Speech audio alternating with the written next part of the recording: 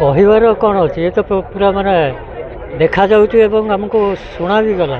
ଆମେ ତା ଉପରେ ସମସ୍ତ ଯେଉଁ ଯୁଗଳବନ୍ଦୀ ସାହିତ୍ୟ ଏବଂ ସଙ୍ଗୀତର ଯୁଗଳବନ୍ଦୀ, ଏଇଟା ଗୋଟେ ନିଆରା ପ୍ରୟାସ ଏବଂ ଏଇଟା ଓଡ଼ିଶାବାସୀଙ୍କୁ ବା ବାହାରେ ବି ଏମିତିକି ବି ରାଜନୈତିକ ସ୍ତରରେ ବି ଏଇଟା ଗୋଟେ ବାର୍ତ୍ତା ଦେବ।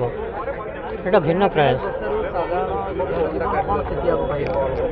ବେହାଲ ବର୍ଷାରୁ କିଛି ପାଇବେନି, କିନ୍ତୁ ସାହିତ୍ୟ ସତ ଏକ ନିର୍ଦ୍ଦିଷ୍ଟ ଫିଲୋସଫି, ଗୋଟେ ଦର୍ଶନ ଦେଉଛି, ଜୀବନ ବୁଝିବା ପାଇଁ ଗୋଟେ ଦର୍ଶନ ଦେଉଛି। ତାପରେ ହେଉଛି ବେହାଲ ବର୍ଷା ଗୋଟେ ସଙ୍ଗୀତର ଗୋଟେ ଟେକ୍ସଟ ଅଛି, ସଙ୍ଗୀତର ବି ଗୋଟେ ସାହିତ୍ୟ ଅଛି। ସେ ସାହିତ୍ୟ ବି ଆଉ ଗୋଟେ ଦେଉଛି ଆମକୁ ଗୋଟେ କ'ଣ ବାର୍ତ୍ତା। ବିଧାୟକ ନିଜର ବହୁମୂଲ୍ୟ ସମୟ ଦେଇ ପୁସ୍ତକକୁ ଲେଖିଛନ୍ତି। ନାଇଁ ସେ ସମୟ କେମିତି, ବହୁମୂଲ୍ୟ ସମୟ ତ ନିହାତି, ବିଧାୟକ ହିସାବରେ ତ ତାଙ୍କ ସମୟ କେମିତି ସେ ବାଣ୍ଟୁଛନ୍ତି ବା ବାଣ୍ଟି ପାରୁଛନ୍ତି, ମୁଁ ସେଥିପାଇଁ ତ ଆଶ୍ଚର୍ଯ୍ୟ ହେଉଥିଲି। ଏବଂ ଯେଉଁ ଭିଜୁଆଲରେ ଆମେ ଦେଖିଲେ ତାଙ୍କର ଯେଉଁ ଲାଇବ୍ରେରୀ, ଯେଉଁ ୱାର୍ଡରୋବ ତ ନୁହଁ, ତାଙ୍କ ଲାଇବ୍ରେରୀ ଯେତିକି ବହି ସଂଖ୍ୟା ଏବଂ ସାହିତ୍ୟ ସାଧକ ସେ ନିହାତି ହେଇଥିବେ ରାଜନୀତିରେ ଥାଇ। ତେଣୁ ଏଇଟା ତ ଆଶ୍ଚର୍ଯ୍ୟାନ୍ୱିତ ହେବା ଦରକାର, ସମସ୍ତେ ଓଡ଼ିଶାବାସୀ ଜାଣିବା ବି ଦରକାର।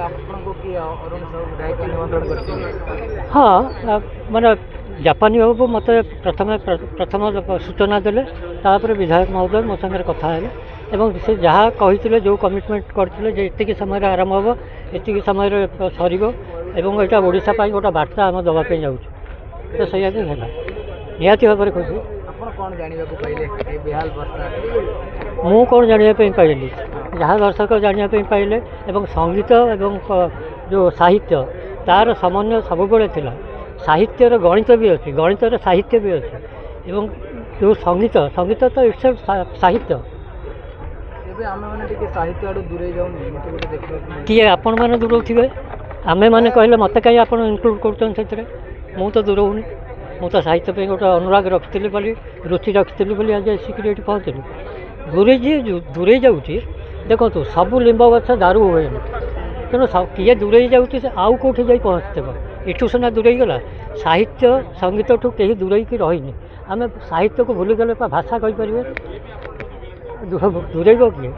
ଆଉ ସିଏ ଆଉ କେଉଁ ମାଧ୍ୟମ ଧରୁଥିବ, ହୁଏତ ନଭେଲ ପଢ଼ୁଥିବ, କବିତା ନ ପଢ଼ୁଥିବ ପାରେ, ପାଠ ପଢ଼ୁଥିବ। Anyway, thank you.